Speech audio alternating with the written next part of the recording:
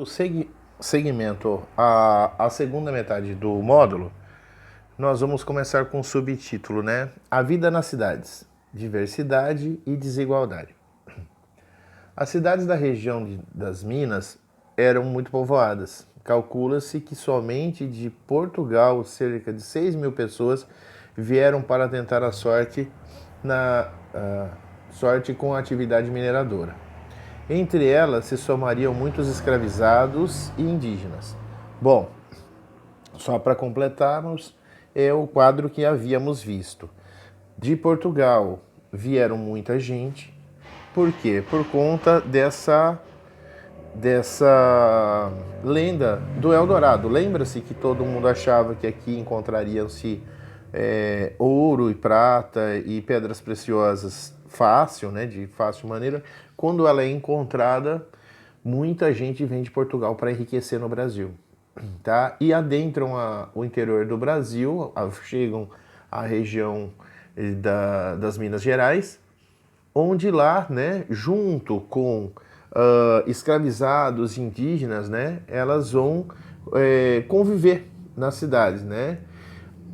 Nesse período do Brasil começa uma forma diferenciada de convívio social que até então não tinha.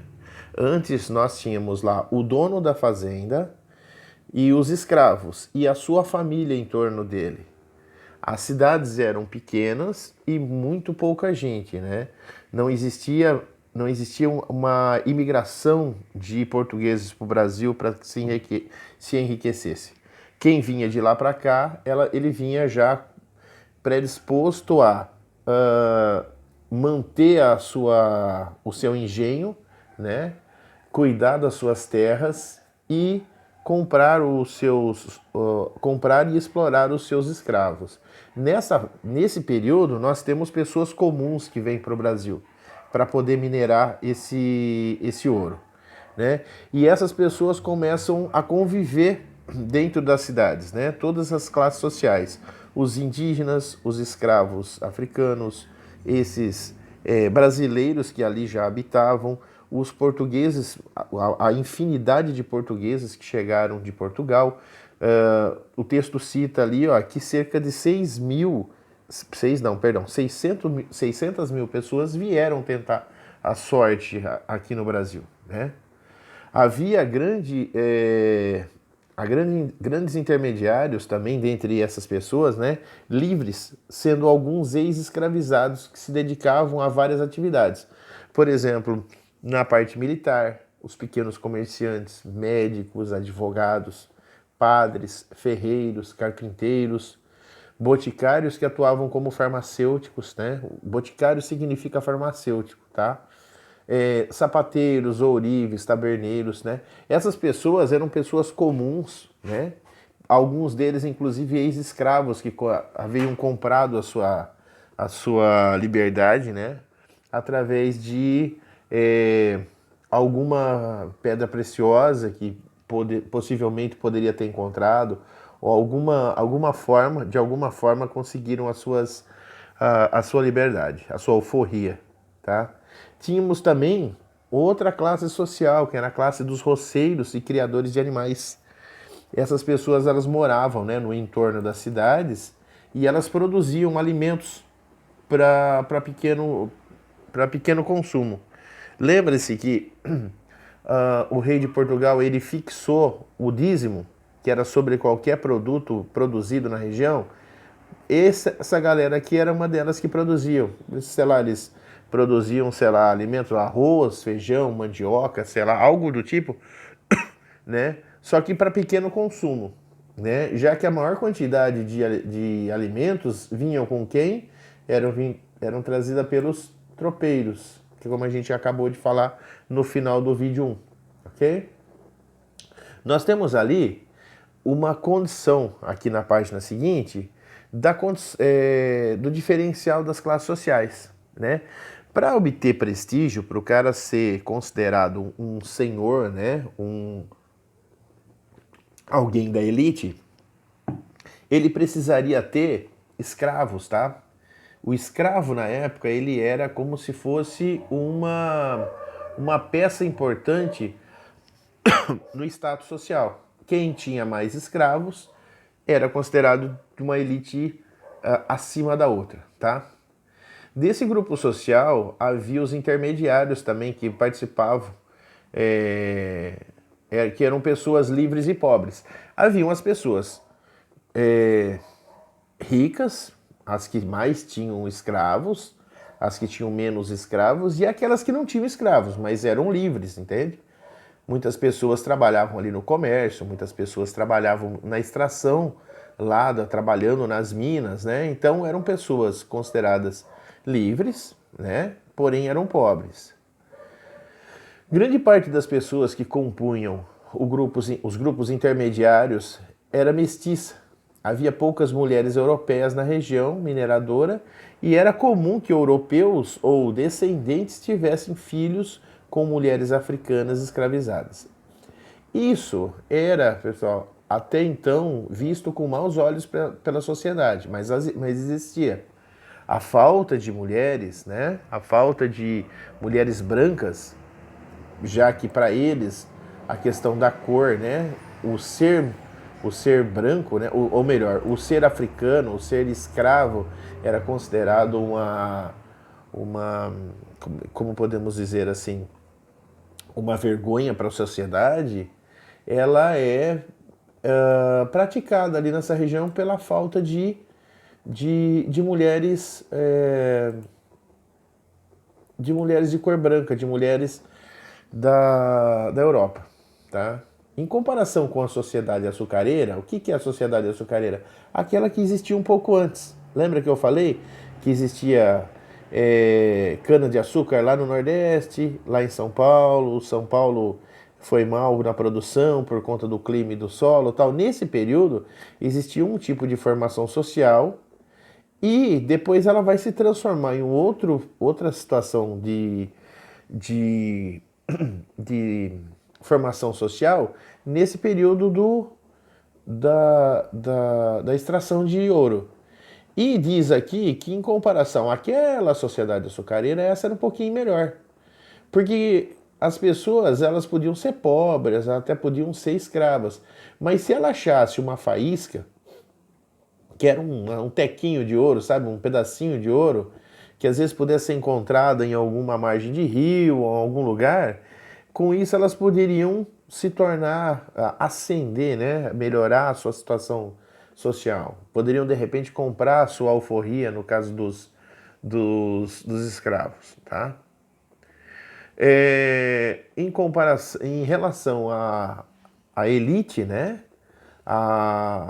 As pessoas mais abastadas, as pessoas mais ricas, elas eram comparadas como? Elas eram vistas como os representantes da coroa, né? Elas eram divididas, né, entre os representantes da coroa e as autoridades da intendência. Lembrem-se que o rei mandou uma intendência para tomar conta do ouro lá.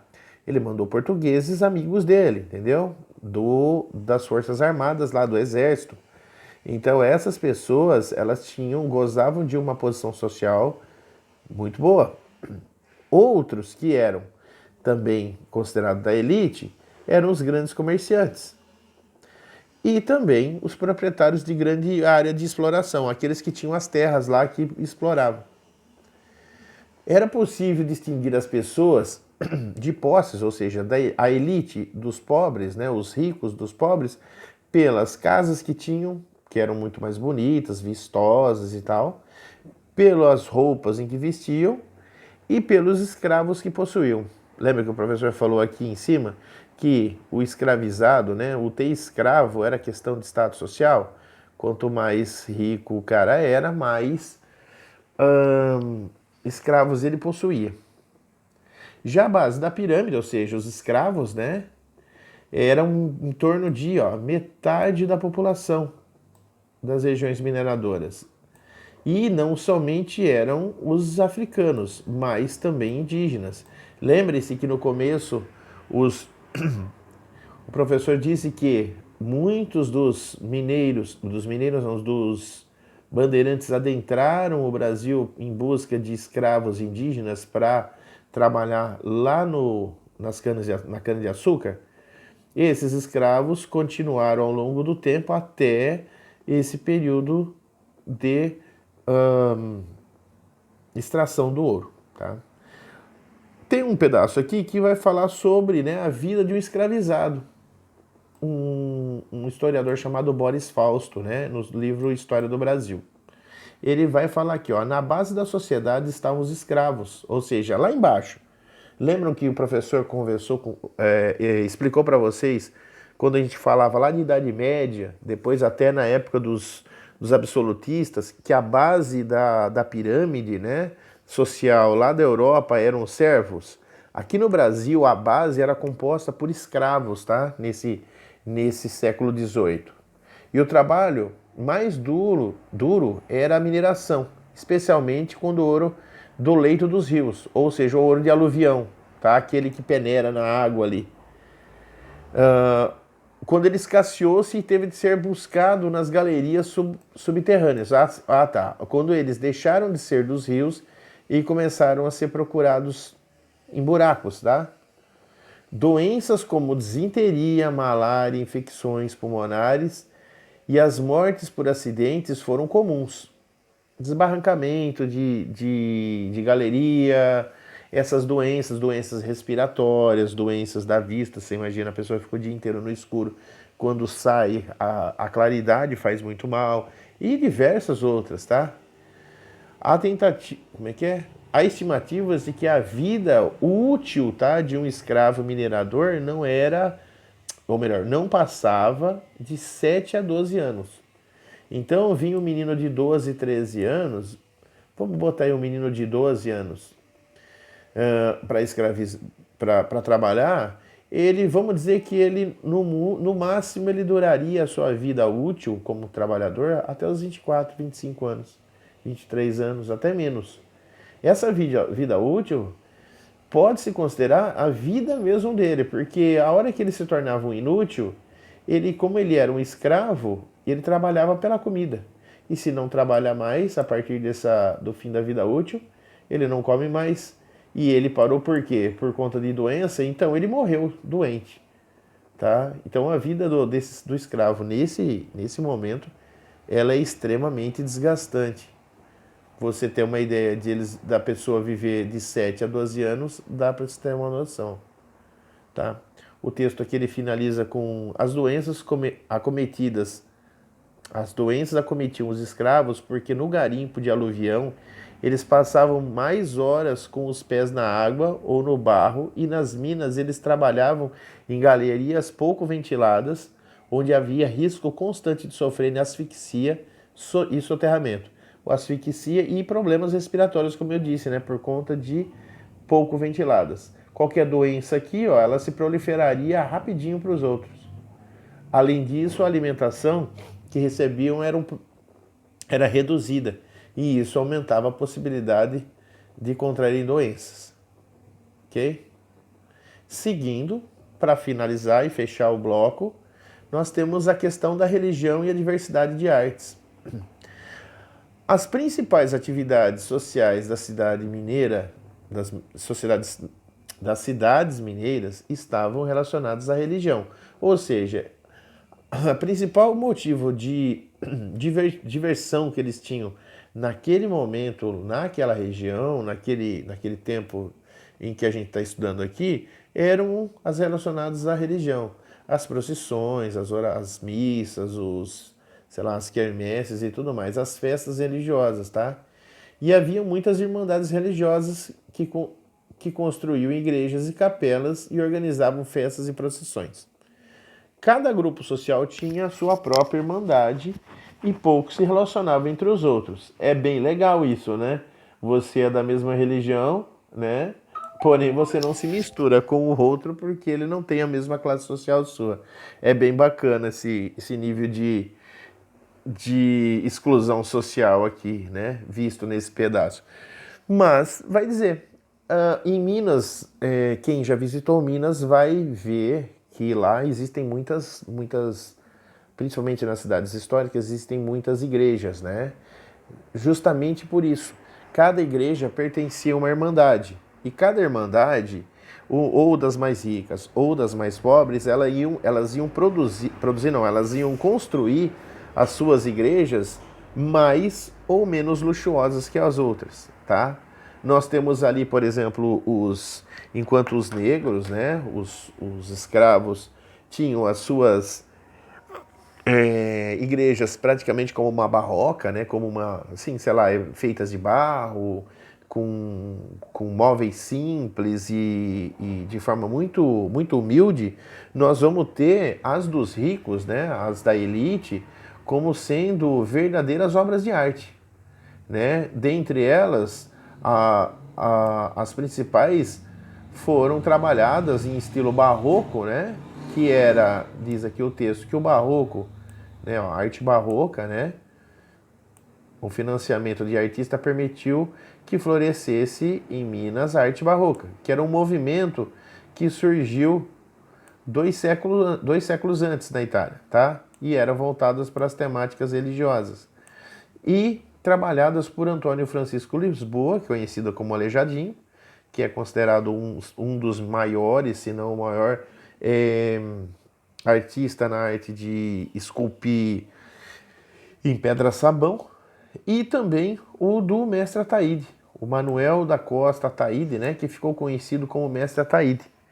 Entre o final do século XVIII, deixa eu arrumar aqui, entre o final do século XVIII e o início do século XIX, eles foram contratados por muitas irmandades, quem? Os mais ricos, óbvio, e criaram obras que estão entre as mais admiradas da história do Brasil, inclusive do mundo, tá? Nelas, as temáticas religiosas católicas são representadas como personagens de traços tipicamente brasileiros, como anjos e a Nossa Senhora e Nossas Senhoras Negras. O que eles incorporaram a essa religiosidade, a essa criação dessas esculturas, né, de personagens bíblicas, elas com feições típicas brasileiras, né? Parou-se, né? Eles não fizeram elas mais com aquela feição europeizada, loira e de olhos claros, e sim, no caso aqui fala aqui, ó, anjos, né? Anjos negros, Nossa Senhoras negra, tá?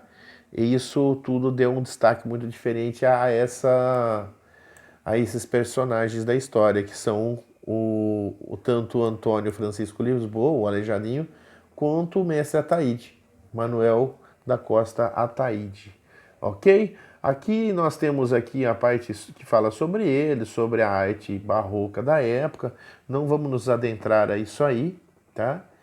Porém, ela é importante que a gente mostre, né? Olha a coisa mais linda, né? Feita na capela vamos ver de onde foi, acho que é da Diamantina.